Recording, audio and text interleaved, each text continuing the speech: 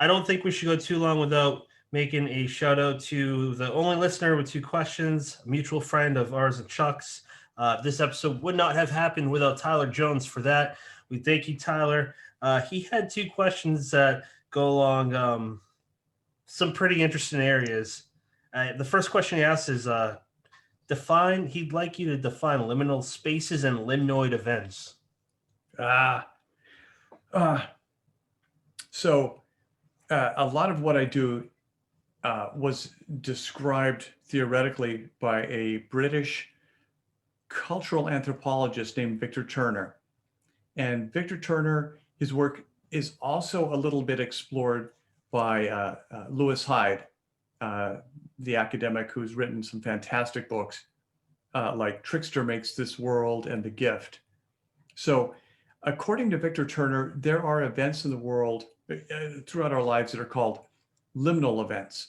And the liminal refers to kind of threshold. So they're the events that happen between this part of our life and the next part of our life.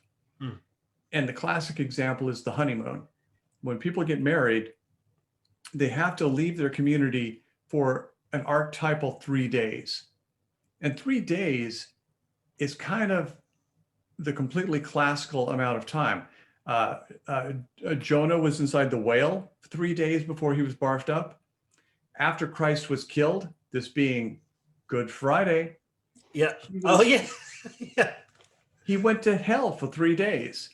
And so typically, when you're in a liminal state, you have to leave the culture for 3 days. And when you come back from honeymoon, you are recognized no longer as two single individuals, but as a united couple who will be united in the eyes of their peers for the rest of their lives.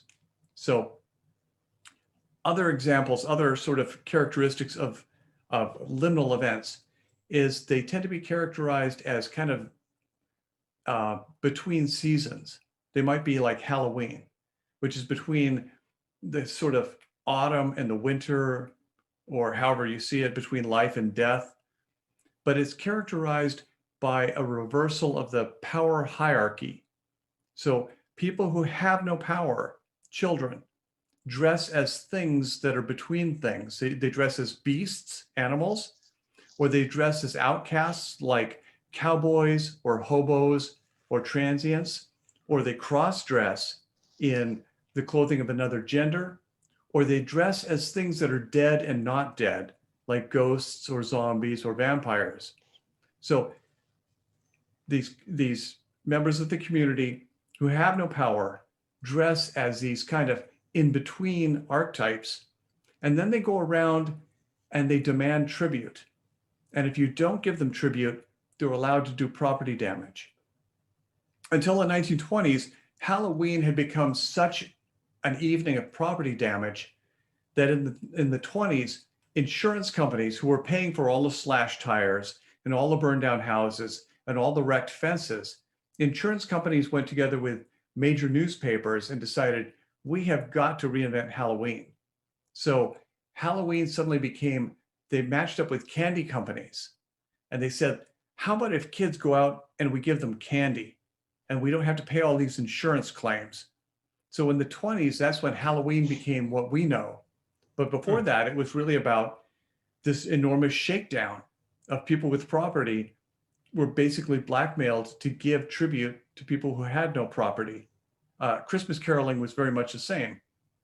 Another limnoid event, well, liminal event, where people would go, people who had no power, no money, they would go to wealthy people and they would sing Christmas carols and they would be rewarded with money and with food and with liquor. There's so many things like old funerals. You know why we give flowers at a funeral?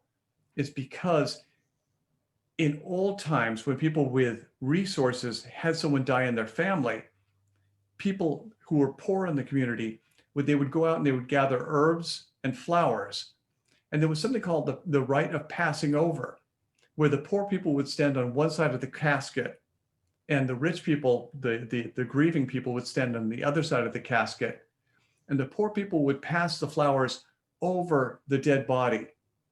And the rich people would pass food and money over the dead body to the poor people. Hmm. So again, we have a liminal moment between life and death in which the power hierarchy is being reversed for one time. Lent used to be a free-for-all. During Lent in the medieval era, Lewis Hyde writes about this. The clergy in medieval cities would ride on horse carts and they would throw feces at people in the crowds.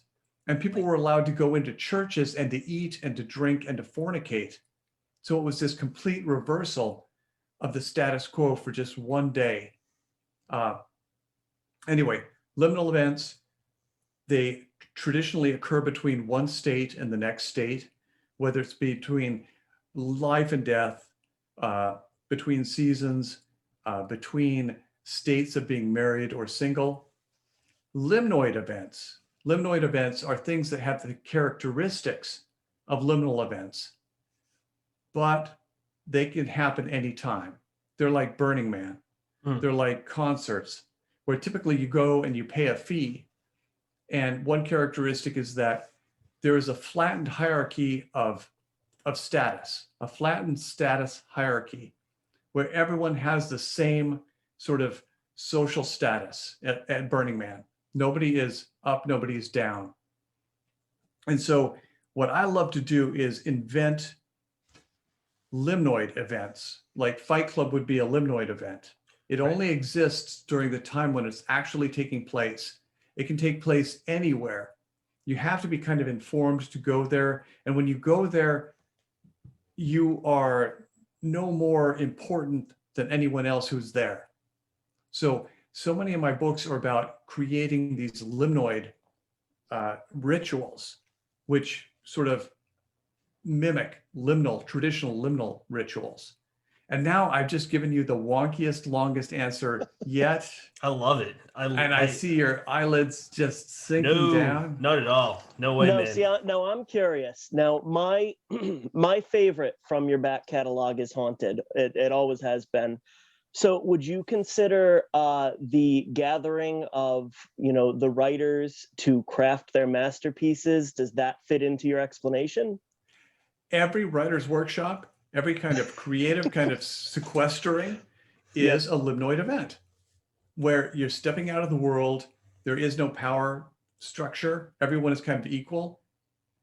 And you're away from the world long enough to be validated in what you do. But eventually you have to break up and go back into the world. I've taught at workshops where people have studied together for 6 weeks. And after those 6 weeks, they're more emotionally attached to each other than they are to family that they have known for decades. And it's heartbreaking to see them come apart.